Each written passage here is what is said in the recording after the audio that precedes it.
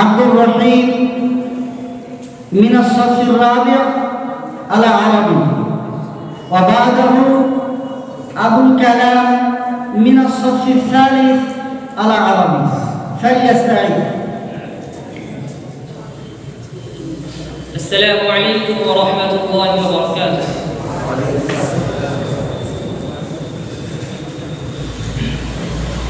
الحمد لأهله والصلاة على أهلها، وبعد، فقد قال الله عز سبحانه: أعوذ بالله من الشيطان الرجيم، إن الله عنده علم الساعة وينزل الغيث ويعلم ما في الأرحام وما تدري نفس ماذا تكسب غدا وما تدري نفس بأي أرض تموت. وقال الله تعالى: عما يتساءلون عن النبأ العظيم الذي هم فيه مختلفون، كلا سيعلمون ثم كلا سيعلمون. وقال عز سبحانه: إذا زلزلت الأرض زلزالها. أيها الأساتذة الكرام والأحباء والأصدقاء، هلموا بنا في جولة لنلقي نظرة عابرة على بعض أمارات الساعة في العصر الراهن وما هي كائنة إلى قيام الساعة. أما أول أشراط الساعة فنار تحشر الناس من المشرق إلى المغرب، وأن تلد الأمة ربتها، وأن الحفاة العراة العالة العشاء يتطاولون في البنيان، وأن يتباهى الناس في المساجد، وأن يتدافى أهل المسجد لا يجدون إماما يصلي بهم. ومن أول هلاك هذه الأمة الجراد، فإذا هلك الجراد تتابعت الأمم كنظام السلم. وقال الصادق المصدوق رسول الله صلى الله عليه وسلم: إذا ضيعت الأمانة فانتظر الساعة.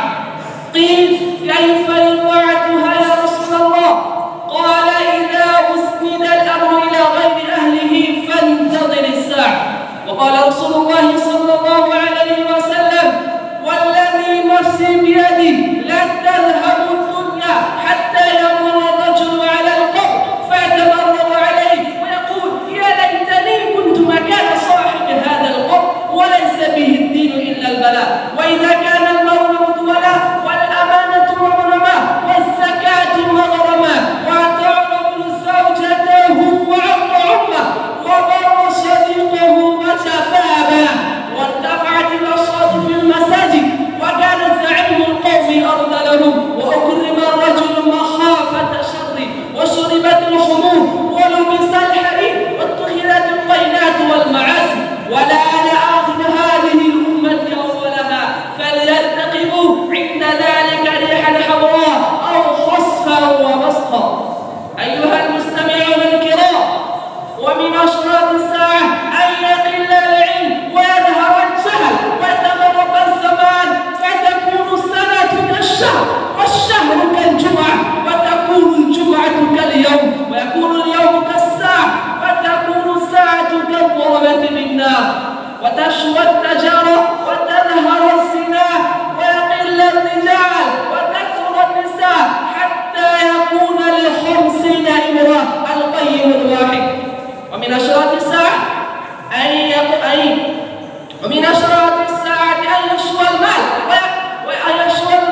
ويكثر حتى يخرج الرجل بالزكاة ماله فلا يجد أحدا يقبلها منه، وتشوى التجارة ويبيع الرجل البيع فيقول: لا، حتى استعمل تاجر بني فلان، وإن تمسك في الحي العظيم الكاتب فلا يوجد، وحتى تعود عرض الأرض مروجا وأنهارا، وأن ترى الرجل يدخل بيت لا يشك من رآه أن يدخله لسوء غير أن الجدر تواريه.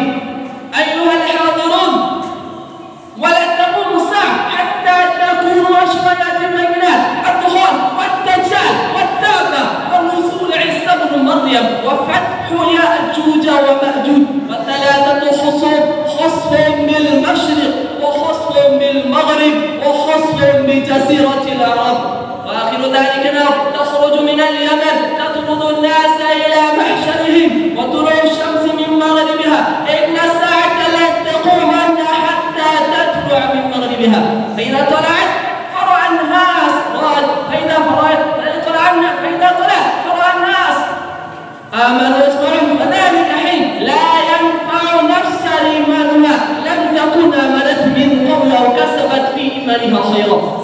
أخيرا أختتم كلامي برواية جيدة حول ظهور المهدي وهي ما روي عن عبد الله بن مسعود رضي الله عنه قال رسول الله صلى الله عليه وسلم ولا تذهب الدنيا حتى يملك العرب رجل من أهل بيتي يوافي اسمه اسمي واسم أبيه اسم أبي يملأ الأرض قسطا وعدلا كما ملئت ظلما وجورا يطلع ساكن السماء وساكن الأرض لا تدع السماء من مطرها شيئا إلا صبته مدرارا ولا تدع الأرض من نباتها شيئا إلا أخرجته حتى يتمنى الأحياء الأموات وهو محمد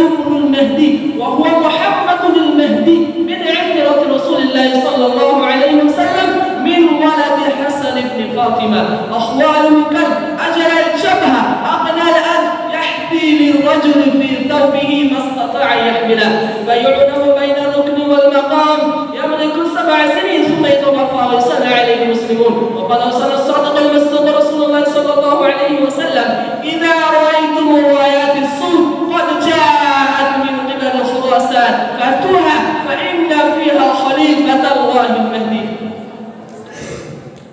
أيها الإخوة الكرام أدعو منكم أن تدعوا الله لنا أن يوفقنا الله العمل بهذه الأحاديث الشريفة وبهذا أختتم كلامي والسلام عليكم ورحمة الله.